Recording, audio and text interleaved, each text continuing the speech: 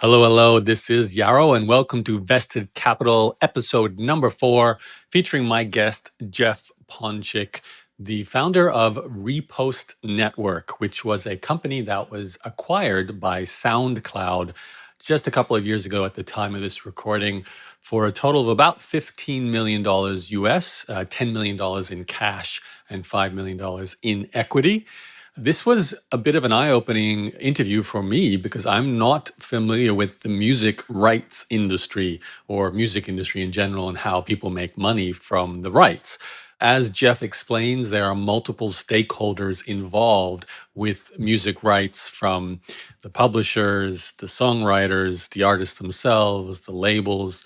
So there's a lot of slicing up of the pie of revenue that might be made from using that music for anywhere from advertising to movies, TV series, video series, independent publishing, mainstream commercial publishing, and then just where you normally go to consume music, which might be SoundCloud or YouTube and Spotify, Amazon Music, Apple Music, and so on. So there's a lot going on behind the scenes. Jeff does a great job of introducing us to how it all works and also why that led to this opportunity to launch his company, Repost Network, which is kind of like a rights management tool for music artists.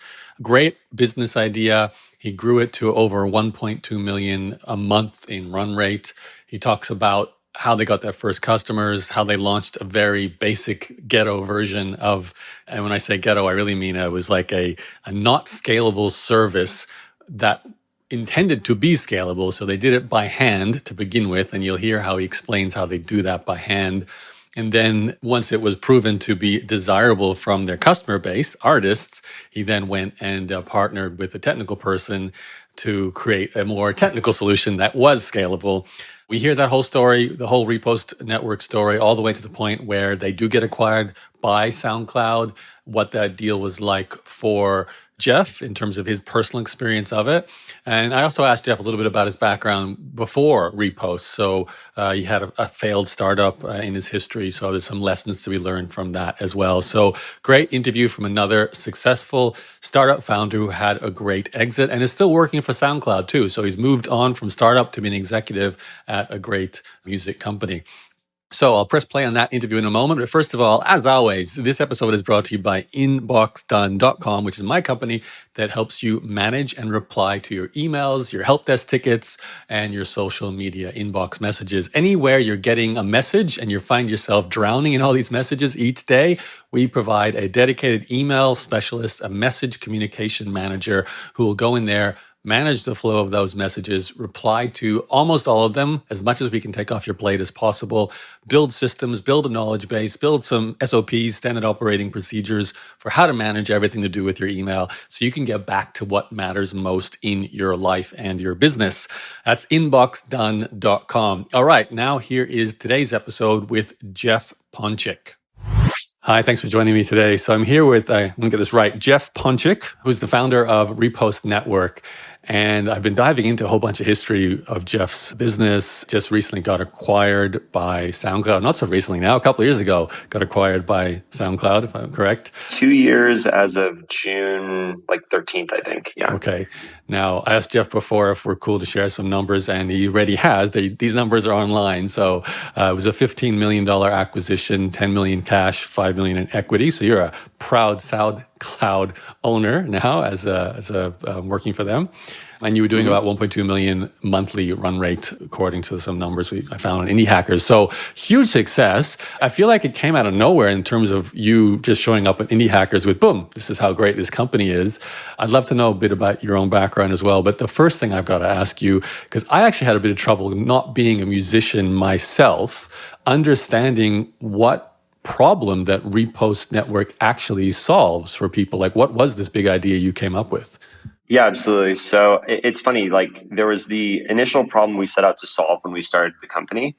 And then, once we solved that, we started getting more deep with the creators and artists that we were working with and started solving more of their problems, to be completely honest, with technology. So I can kind of go through what that initial problem was. Yeah, please do. Yeah. So, basically the reason why I started the company was back in 2015, SoundCloud had rolled out monetization for the first time ever. So what that meant is if you were an artist, a label, a podcaster, be much like yourself, you could place an advertisement in front of your music and your channel could generate ad revenue, similar to how like your YouTube channel does. And at the time, I was working in a company called Fullscreen, which ended up becoming a very large company, was acquired for hundreds of millions of dollars. But the best way to sort of explain what it was at the time was a management company / advertising agency for like the largest influencers on YouTube. And I was on the music team there. So I was working with a lot of really up and coming independent YouTube creators, and having those relationships and kind of starting to see them try and monetize their audiences on SoundCloud. There was a really, really specific problem that emerged, which was in order to get that ad to come up, you had to clear all the rights. In the music industry, if you're not a musician, I mean, it's very challenging from a rights clearance standpoint. There's lots of hoops to jump through. Right. And so I looked into it. And if you wanted to basically monetize your content, monetize the sound recording, you had to clear the publishing. And that literally involved emails and spreadsheets going back and forth through email, and literally actually in some cases physical mail. So if you wanted to monetize the song on SoundCloud, you had to send mail. And so I looked at this and I was like, wow, like if you're an artist with a major label who has a workforce and understands this stuff, then great. But if you're independent or you're maybe, a young artist, or you're just kind of coming up and you're still learning, it was kind of prohibitively difficult to get access to. And so Repost honestly just started out as just a way of solving that problem. Sorry to interrupt, because this is where I got a little bit lost. I remember trying to understand this. So why is there so much paperwork? Is it because the label, I've signed up to a label, I'm a musician, before they will approve me having an ad on my own music, they have to go through all that paperwork. Is that because I've signed with the label, or is that something else? Yeah, so Repost acts as like sort of a rights holder, similar to like how a label might have a deal with SoundCloud. We have a deal with, as a distributor, with SoundCloud, right? And what we're doing is we are representing that artist's rights to SoundCloud, usually on the sound recording side in the case of a distributor. But in this instance, SoundCloud wanted to also make sure that the publishing rights were cleared, which is a separate type of right.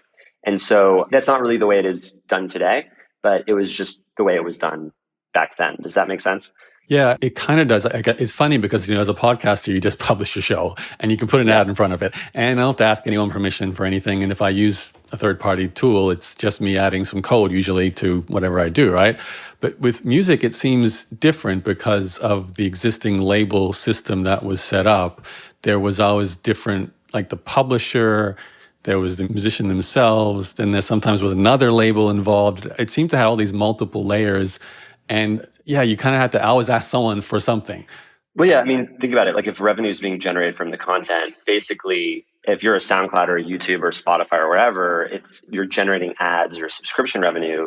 You need to make sure that all those stakeholders get paid, right? And how you do that is you understand, okay, who are the people who wrote the song, or the people who are the label, or the independent artist who represents the sound recording, right? There's in the music industry, there's just a lot of, I don't know if the right word is like cooks in the kitchen, but, a lot of stakeholders, right? And so the less that a DSP or music platform like kind of tightens all that up and does its best to make sure that everyone associated is getting paid, the more liability they take on, right? Because if you end up paying out the wrong amount and the wrong person doesn't get paid, that could trickle back to the platform, right? Right. Okay. So you came up with the idea for Repost, and how did you solve this problem? Yeah, so it honestly was just a dashboard product. So we basically launched a site. It was invite only at the time. We actually did it in this way where if you wanted to work with us, you'd connect your SoundCloud channel via API. We'd scan through your account and auto accept or reject you based on if we thought you can make revenue or not. We did that intentionally because when we started, it wasn't fully automated, right? Like behind the scenes was like, in those first few months, me sending the physical mail and the spreadsheets and emails until we automated it, right? So we had to find a way to make sure we were working with artists who actually could generate revenue for our business and also manage our scale. But so anyway, you did something that can't scale to test the idea first. Correct. Yeah, exactly. So we did that. That was sort of our like acquisition funnel. And then, we just built a dashboard where, if you're a creator, you connect your SoundCloud channel, pulls in all your tracks via API. You select what you want to monetize, what you don't. We just built an interface, right? Like just a pretty way to input all the rights information for then me to go and manually register it until my co-founder Joey came on board and like actually built the tech to allow us to take on more scale and do it on Right. a larger level. And so that was the initial problem we were solving, was just how do I get all of my friends and all the artists I know who, were having trouble monetizing on SoundCloud, just access that a little bit more easily. And, our mission, and it was our mission before we acquired it, it's my mission and our mission within SoundCloud now, is to help musicians make a living through their audiences online, right? And so we came to that realization and realized that mission very early on. What happened was an artist kind of came back to me and said, hey Jeff, I was able to quit my job at Starbucks and take music full time because of what you did for me on SoundCloud. And that was like so addicting. And it felt so good that there was this light bulb moment and I was like, oh, I think I found my purpose, right? Mm-hmm. And this is what makes me happy. And so since we had that really clear mission of trying to help musicians make a living through their audiences online, it was really easy for us to just say, okay, well, we don't want to build a business on the back of just one other business. We want to do this in any other way we can, right? And so we started solving other problems on other platforms like YouTube, Spotify, Beatport, Tidal, you name it. And we ended up kind of slowly pivoting or evolving into a different type of business, which is, what is called a distributor in the industry today. Okay. So is your solution, at least the first layer when you solve this paperwork problem, is that simply like a case, you said you had a technical kind of co-founder there. Is it a case of kind of creating sort of an API for music rights? Is that kind of like what it is or not? No. So, I mean, in a lot of ways, we just act as a middleman, right? Like I'll just flat out say it. So it's, an artist comes to us, we have a deal with SoundCloud, we have a deal with Spotify, we have a deal with Apple. Through our site, we collect your assets, your artwork, your files, the metadata, the rights information, what percentage of ownership goes where, and then we transmit that to all of these different music platforms. Some of them there's some standards, some platforms do it pretty unique. It kind of depends. And we just basically send that rights information to those platforms, and as well as those files and the content. Earnings get generated, gets passed back to us, and then we pass that back to the artist. So Okay. it's kind of just, and I think the elegance of our product, or the key of our product, is to make something that is elegant in the sense that it all feels like it's the same flow for all different platforms, right? Right. And it's just really easy, despite each platform being very different.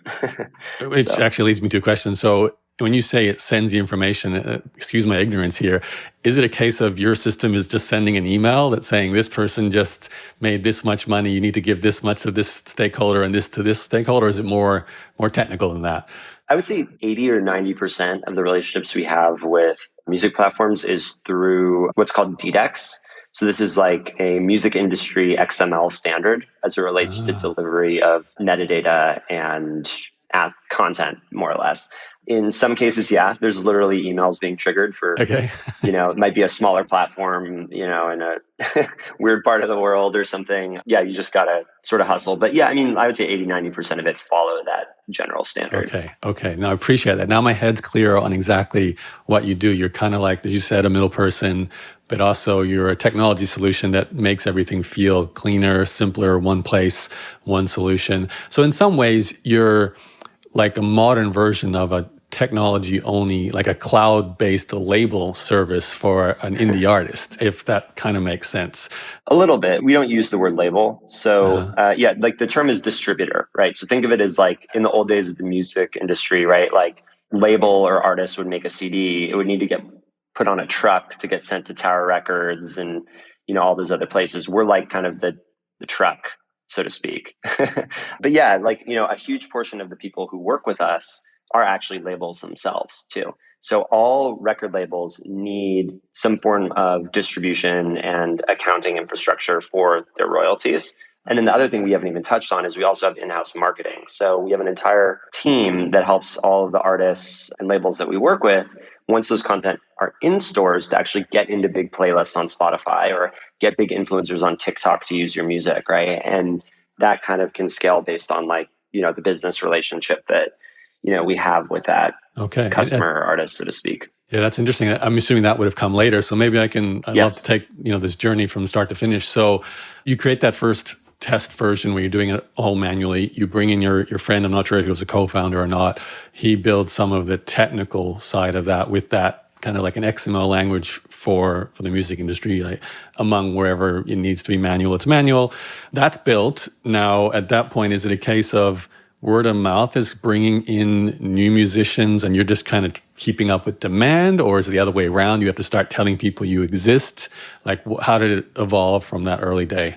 Yeah, totally. So I was fortunate to, via my previous employer, right, to have a lot of relationships with a lot of large influencers, particularly in the electronic dance music and hip hop space, which is, SoundCloud's like two of their largest audiences, right? So I was able to tap into some existing relationships, but yes, it was all word of mouth. Like the first year or 2 years, I was a salesperson, right? So when I think of who I am as a founder and my skill set, I'm a very sales focused founder. And yeah, all I did all day, every day was just look at channels on SoundCloud, reach out to them directly, do phone calls. And then, the first couple hires were more salespeople, to be honest, and Right. engineers. And it was just kind of, that was the two pistons in the engine, was just engineers and salespeople. And yeah, then of course the marketing and stuff came later. But yeah, it was word of mouth. And, we invested really heavily in customer support when we were very early too.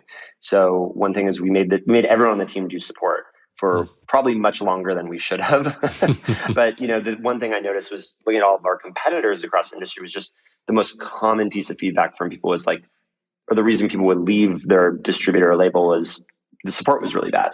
And so we built chat support. We try to get back to people quickly, have really strong relationships. And so it started to happen. And this has changed since we've scaled. But, in the very early days was, a lot of people were just going to social media saying like, the Repost guys are really cool. Like I really love working with them. And we were actually one of the more expensive distributors in the space. There were some of our competitors were charging half as much as we were, but people were still coming to us because, hopefully it felt like, we were your friends and we were helping educate you and helping you get the most out of your career. And so we really focus on like providing care and love to the creators that we worked with. And so I would say those were sort of the three focal points. Okay. So one part of this, I guess we haven't touched on too, which I can understand the demand side with I'm an artist, I'm already getting a lot of streams on SoundCloud or whatever platform. I'm probably thinking I want to monetize, but I've got one platform, like one distribution tool that will turn on ads for me. There's another one that might do it. You've got SoundCloud. Now, SoundCloud you're not part of yet, so you're an external tool to SoundCloud as well. I can see how, yes, customer service is great, but at the end of the day, I'm also thinking, how much am I going to make, right? And that's a big part of this. So how do you fulfill the money generating side? Like, do you have a lot of relationships with ad media type companies? Like, what's that side of it like?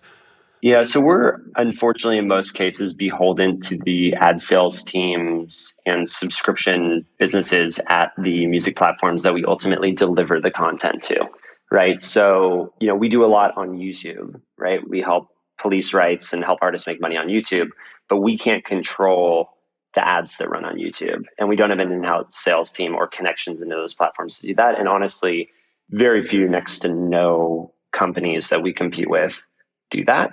One of the benefits though with SoundCloud is because we are a platform, we have tons of brand relationships, like people who are advertising natively on platform. And so, there are lots of opportunities where, they'll come to us and say, hey, we're Clorox bleach. We're going to do this ad spend with you. But, we want to do something a little bit more influencer focused or something a little bit more, since we're taking this music approach to our brand, our bleach brand or whatever, I'm just pulling a brand out of Yeah, yeah. out of the hat here, but we do see the benefit from that. And then I think when it comes to growing revenue, you kind of have to look at it from like a segment standpoint though. So, well, you kind of went the ad rate, like what we've actually found really helps people who I would say are like artists starting out or maybe in like the middle tier of musicians. So you're someone who you're maybe hobbyist to part-time, you're not quite full-time yet.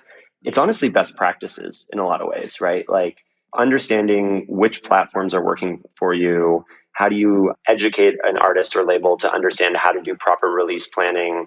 What are the marketing strategies on the platforms that matter to you? What are the tools out there that exist?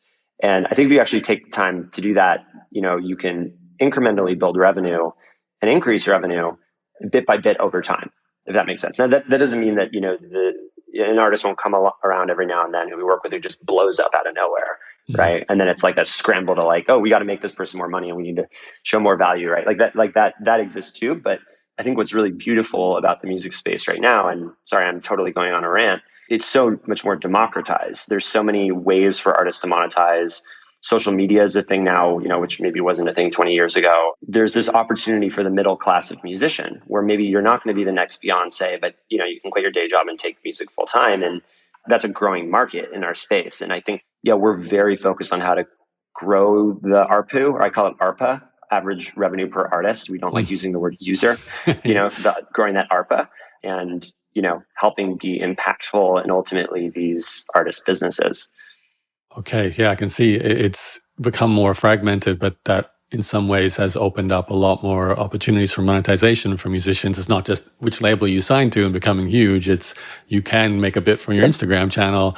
You can work with you guys, make some more, and yeah, from we your music monetize directly. Okay, Facebook and Instagram, I can see it all. right? Like you can do that through us, right? And Right. that's something that like a lot of older school labels or distributors, it's not even a part of their strategy, right? And these things move so quick and these platforms change so quick. You need to be nimble, and that's why I'm so excited about the entire music space, especially the music rights space. Is it's getting easier to enter, and people who have good product and tech chops can differentiate themselves and build meaningful businesses. And not to say the way I did, but I think people will do it even better than the way I did, so to speak.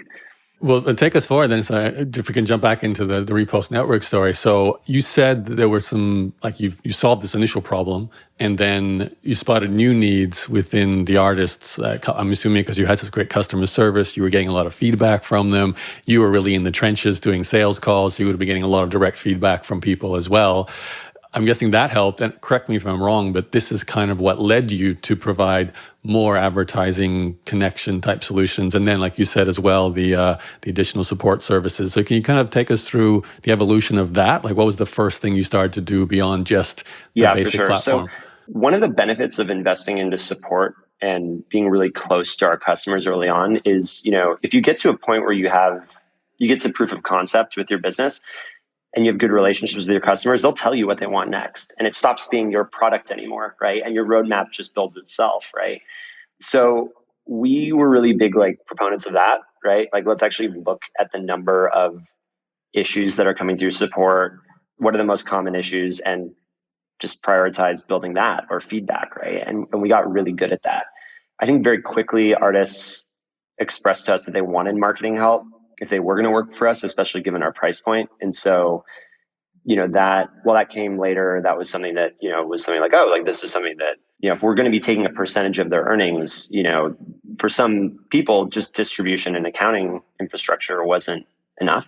They wanted like a label services infrastructure. And so we looked into that and tested that. And, that was a whole thing to figure out which platforms to focus on and how do you stand out from competitors on that standpoint. But I remember there was one point in the business where we kind of, SoundCloud in the early days, I guess we had platform dependence, if that makes sense. So there was an issue where we were doing a really good job solving problem for creators on SoundCloud, but we kind of had this moment where we said, like, look, like you never want to build a business built on the back of just another business. So how do we start solving problems for artists off of SoundCloud? And naturally for me coming from YouTube, I knew exactly what to build I would say like an artist product for YouTube. And so if you're okay with me getting a little technical here, the way in which we make artist money on YouTube is through something called Content ID.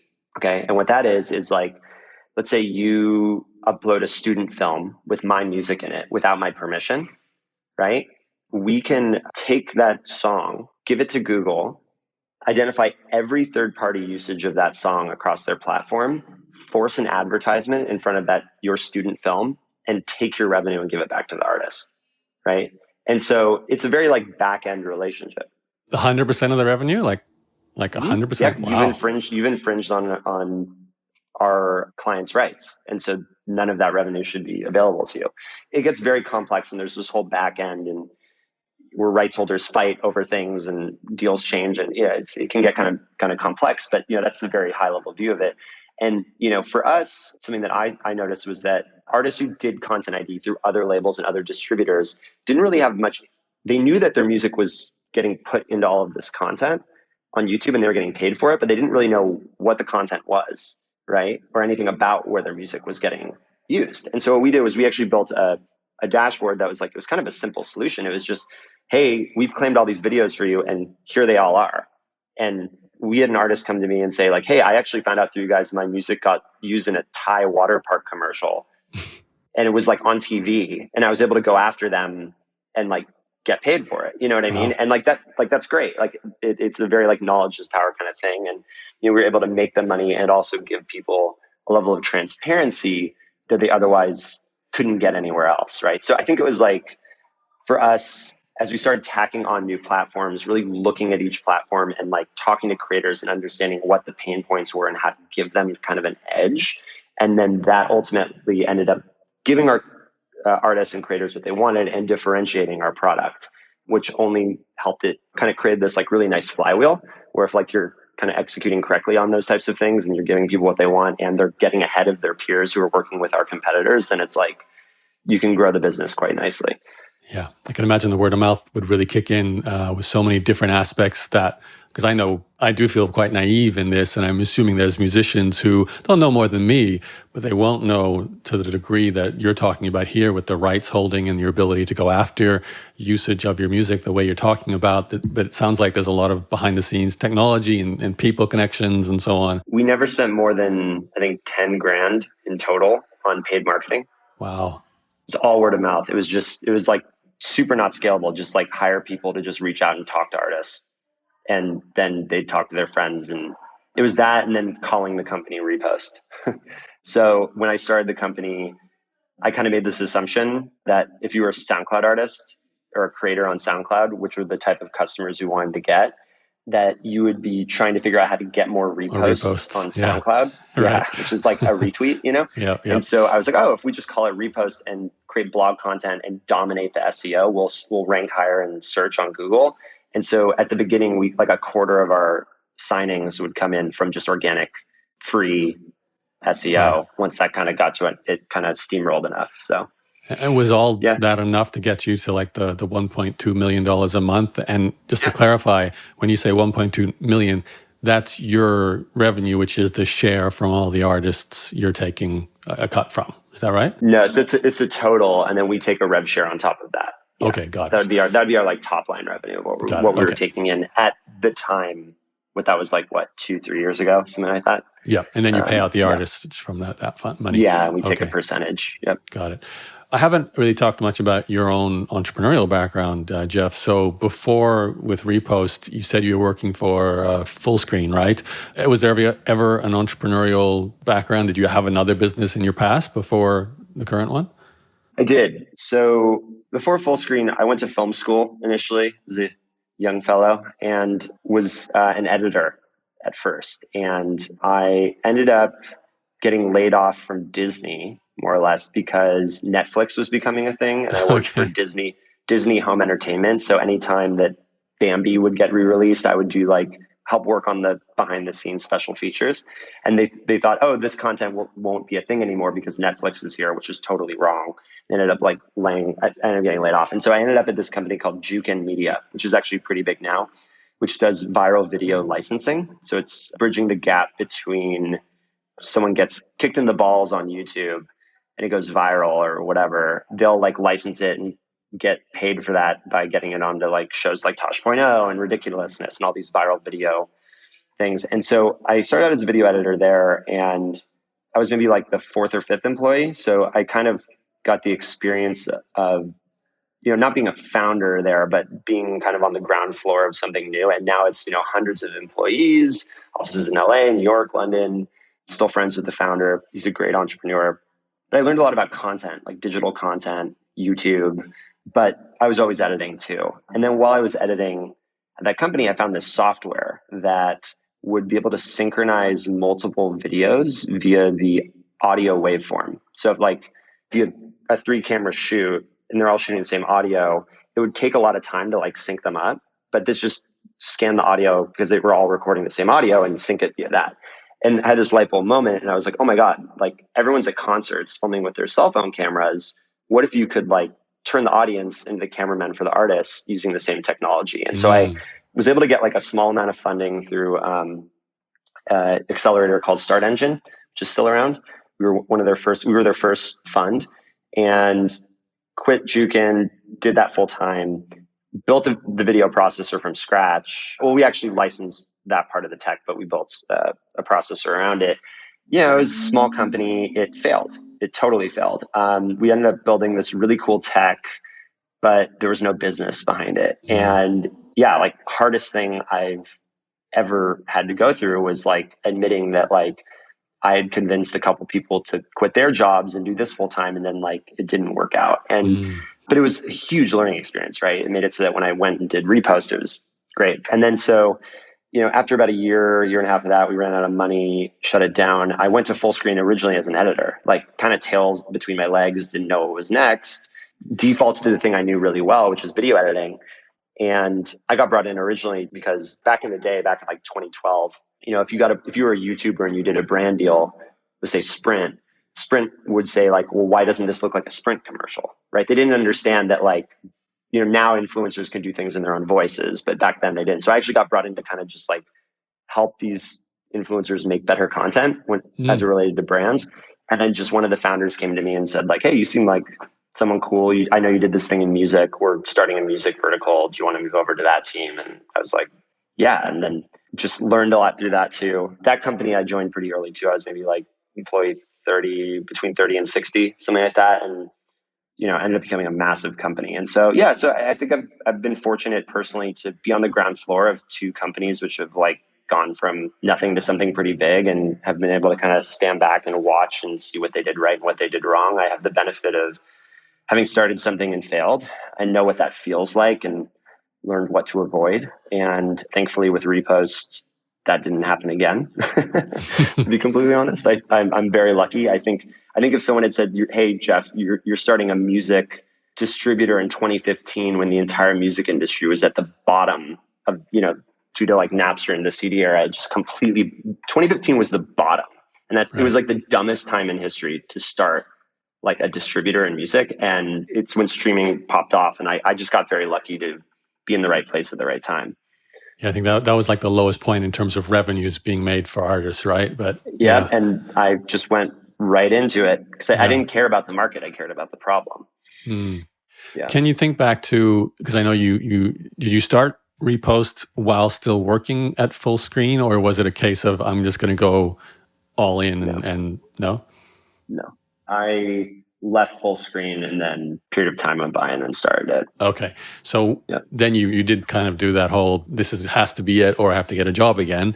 When Repost Network starts to work, I don't know how fast that happened in terms of you seeing enough income from it to pay yourself. Was that like year one, month one? Do you remember that from the early days? Yeah. Yeah. So it was the first 6 months. So leaving full screen was really tough after that. Like had no income, blowing through my savings, right? Like I'm very lucky to have, had a little bit of cushion to get through that period.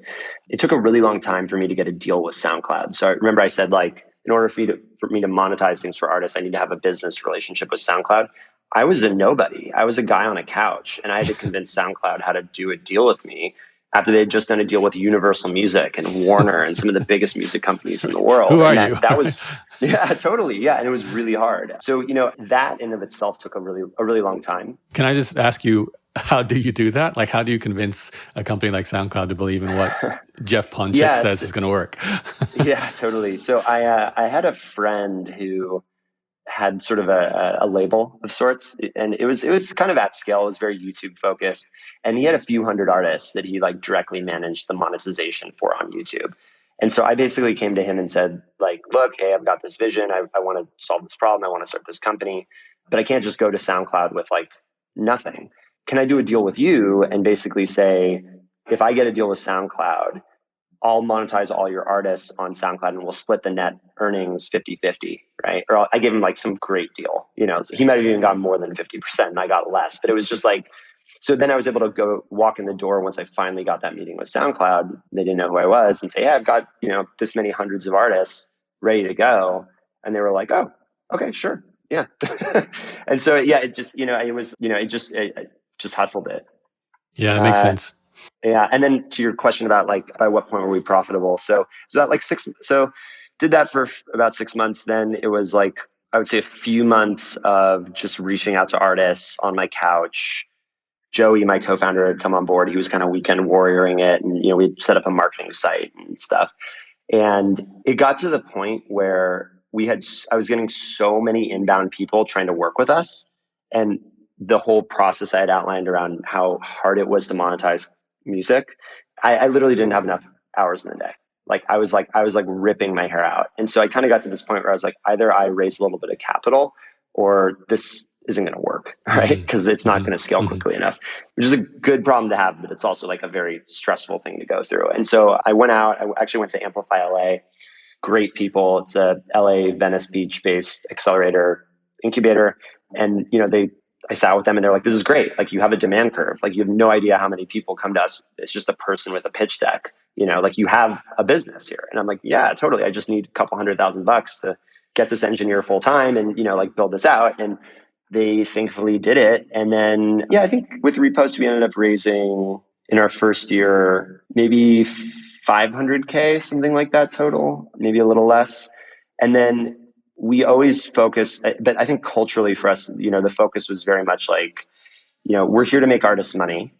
And if we can't make money ourselves, we shouldn't exist, right? And we had a ton of competitors who had just raised like, United Masters had raised like $70 million from Google. STEM had raised like $15 million from like every manager in the music industry. And we were just these like little guys, but we were like, no, we don't want to go that route. We don't want to go and do a Series A. We want to like make money for artists. And so, I would say after year one, we were profitable, and it was probably maybe a team of like 4 people full time. And I want to say, when I say profitable, I mean like ramen profitable.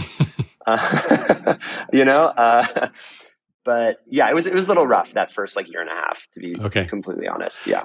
So if we whoosh forward all the way to the point where you're actually being acquired by SoundCloud, more than ramen profitable at that point. So what made you consider getting acquired, making the sale? And did you even see that as an endpoint prior to SoundCloud? Maybe, I don't know who approached who there, but was your vision actually to take it yourself to hundreds of millions a year in revenue, or is the case you're happy because you get to work with a company and they came along at the right time? Yeah, look, SoundCloud was always like a very natural fit, right? And SoundCloud had a change in leadership. So Carrie Trainer and Mike Weissman came in about 3.5 years ago, recapitalized the business. The original founders stepped down. They're very much change management. And so SoundCloud was heading in like, from my opinion, like a really good direction as being like a growing, sustainable, like rah, go creator type company. So to me, that was kind of like in the back of my head, always the dream. But yeah, look, the reason to sell, we didn't want to sell. We'd like to, me and Joey, like we loved what we did. We're changing artists' lives. It was incredibly fulfilling. But what ended up happening is, I think in the summer of 2018, the distribution space got hot. Our space got hot. So Spotify did a big private equity deal with DistroKid. Apple acquired another one of our competitors, Platoon. And so my phone just started ringing off the hook, right? From people in private equity and music platforms, and name some of the biggest companies in the world on music platforms, by the way. Wow. So, when Amazon calls you, it's like, whoa, and then, also like major rights holders and record labels. And so, we had to make a business decision, which was, either we go out and we run a process to raise some capital or sell, or we stand the risk of being the last person at the dance without a date. And all of our competition is way more, has a bigger war chest than us. And the other part too is, we're not stupid or naive. If they're talking to us, they're also talking to our competitors, right? Because the space is hot. So we ran a formal process.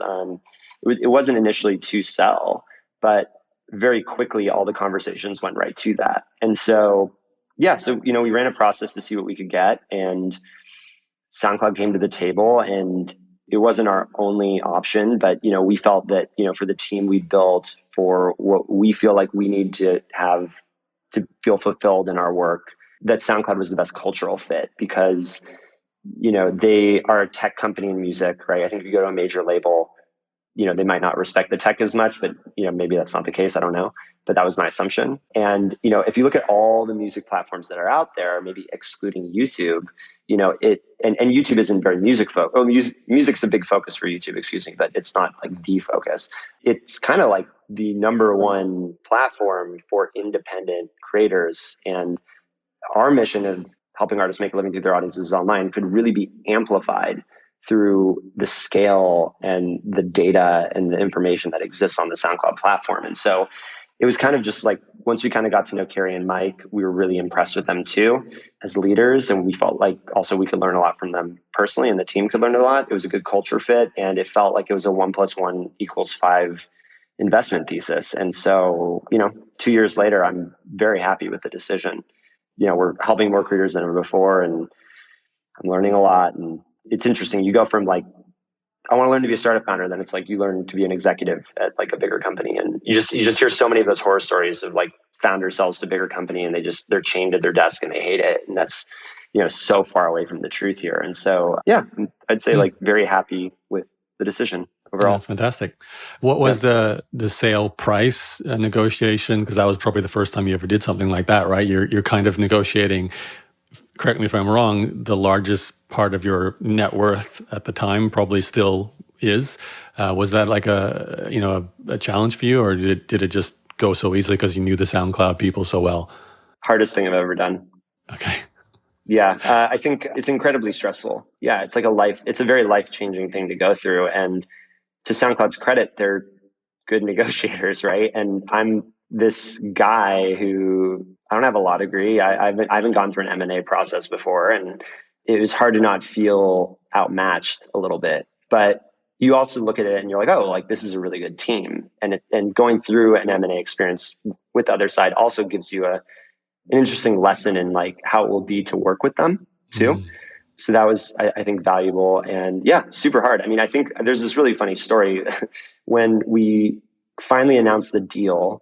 Mike, who's now the CEO, was the COO at the time, flew out to LA so we can announce it to the team. And we announced it to the team and, everyone's stoked, everyone's happy. We end up going to like the closest bar to the office to kind of go celebrate with everyone. And I'm sitting at the bar and, it's been like months and months of stress. And I start to feel like a fever and kind of sick.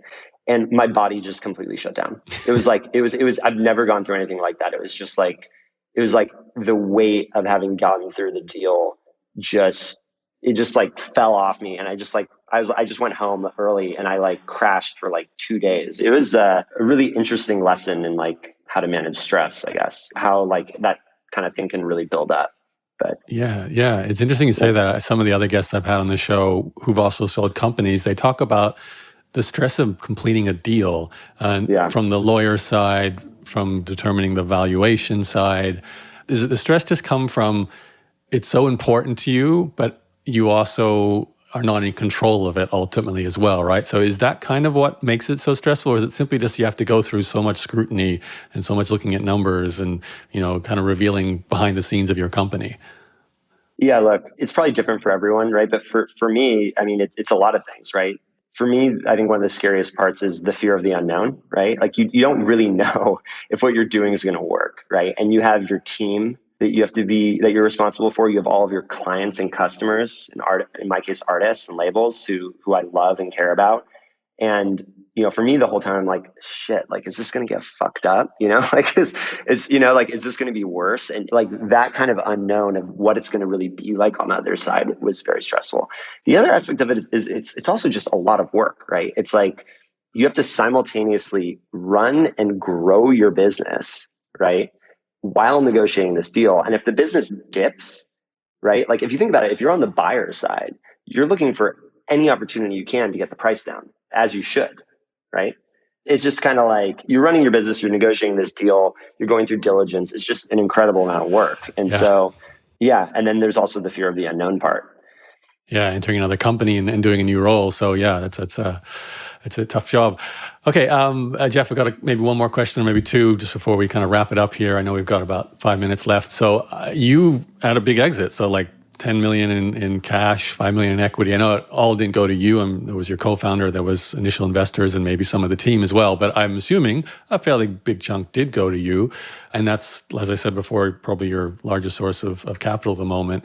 What did you do with that money? Was it a case of just reinvesting it in something else? Did you buy a couple of toys for yourself? What was the usage of all that capital?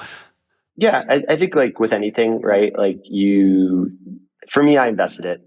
Yeah. Like, I'm not someone who needs to have a very flashy life, just make your money work for you because, one day you might not have a job or be in as enviable as a situation. And you want to make sure, you're covered, Hmm. I guess, long term. What was your investment vehicles of choice? Are you just handing it to someone to manage, or did you kind of do it yourself, or stocks, A little bit real of both, estate, yeah. So, crypto? yeah, I work with a wealth manager. I'm part of it. For the stuff I want to be more aggressive about, I do myself. I like to play in crypto. I think it's fun, but I definitely have the mantra of don't invest more than you're willing to lose. It's a little, especially with recent events, right? It can be a little Yeah, volatile. a little bit. So yeah, it's you gotta spread it. You gotta diversify your assets. Never put your eggs in one basket. And Awesome. So, and just going to be the wrap up question, now that you're inside with SoundCloud and you're still, I'm assuming, the boss of the Repost network part of yep. SoundCloud, what is it a case of just doing the same thing but on a grander scale? So it's two things. So one, the first one is part of our investment thesis when we were acquired was we had built distribution from the ground up, but we were selective about the artists we were working with. SoundCloud's the largest open audio platform in the world, right? So the amount of creators on the platform is, it's millions and millions of creators. So part of it was let's launch a kind of stripped down version of our product for a subscription SaaS fee, or basically a subscription fee, and offer it to all of those artists more kind of in that, like, as I was saying earlier, like hobbyist to part-time range, right? So just real quick, easy way to just get your content into stores and make money. So we launched that and then also allow them to monetize their music on SoundCloud too. So we launched that about a year ago. It's going very well. It's not a matter of how much scale do we want to take on or how much scale is there. It's a matter of how much do we want to take on. So we are, kind of slowly taking larger bites out of SoundCloud and, getting more customers and things like that. And there are ways to kind of point SoundCloud's funnel into that at scale offering. The second is, yeah, exactly what you said, pouring jet fuel on the fire, so to speak. So using the data on SoundCloud as well as the data for our off-platform distribution to identify the next global superstars or just artists we should invest in. And so, I oversee a $10-15 million advance fund, an artist marketing team, a team of project and account managers, as well as a sales team. And, we're basically just using that. Our sharp edge is understanding what's happening on the SoundCloud platform, signing it like a distributor or maybe even a label would early on, and then putting them into an infrastructure where we can help them grow their career in a really meaningful way while also participating in that upside. So yeah, it's doing what we did, but with a lot more people and money and resources, which is just super fun. Because I think on like the product side of being a founder, it's like you always, as someone who I care very deeply about our product, you want as many people using it as possible. So we're achieving that with that scale side. And then with the other side of what we're doing, it kind of feels like we got that Series A or Series B investment, and we're just like scaling it up and helping more creators in a really hands-on way. And so, yeah, it's a blast. That's basically what I oversee. Yeah, and the fact that you're still there 2 years later shows that you're still enjoying the work. It's not just about the money. It's something you really enjoy doing. It has to be about the work, right? Like, I'm very grateful and very fortunate to have found a purpose. Like I said earlier, like that feeling of just helping someone take music full time I'm addicted to that. And yeah, like it wasn't about money. It was just about finding the place that would let me do that on a larger scale and let me learn to become a better entrepreneur or executive in the process. And, I think as long as that's there, then I'm as happy as a clam. Well, I appreciate you taking the time to enlighten me a little bit. I have to say the music and industry for rights holding and so on, it is a little bit opaque, I guess, in the sense it's all the stuff happening behind the scenes. You don't really know about it. You go to YouTube, listen to a song, you don't really realize how or who is making money from that process. Yep. And I still don't really know, but I can see there is actually a lot going on, and I can see why your platform worked in the first place with the initial idea. So thanks for sharing. Any other websites you want to send people to? SoundCloud.com. Check it out. Listen to music there. You're the first guest I'll have whose website is SoundCloud.com, and that's very cool. I appreciate the time, and thanks, Jeff. Cool. Have a good day. Bye. And there you have it, that episode with Jeff Ponchik. I hope you got as much out of it as I did. I was certainly not aware of all that behind the scenes slicing and dicing of revenue with all the different stakeholders, and would never have thought about this as a business opportunity either. You certainly had to be in that world to see that opportunity, which might actually lead to some ideas for you, hopefully, as well. You might be thinking there's some ideas, some problems to be solved within an industry that from the outside no one would see, but because you're on the inside, you can see the problems people have and you can potentially start a business just like Jeff did. If this episode was helpful for you, maybe you're thinking about a family member or a friend or a colleague who is in the music industry or is also an entrepreneur, a startup founder, is thinking of starting their own business, whatever the case may be, if you think this was a helpful interview, please share it with them. Send them the link to the Vested Capital podcast. Tell them to go to episode 4 with Jeff Ponchik, and they can listen to the whole thing for free as always. They can find this podcast and all the previous episodes by Googling Vested Capital or searching for Yaro, Y-A-R-O, inside any podcast app you might have. I said Google will bring you to the website, but the Google podcast player, you can also search in there. You can search in the Spotify player, the Amazon player, the Apple player. There's so many players for podcasts. All of them will have Vested Capital available if you just search for it. And once you do that, hit subscribe so you get all the episodes as I release them, as well as the entire back catalog of interviews I've done with amazing guests just like Jeff.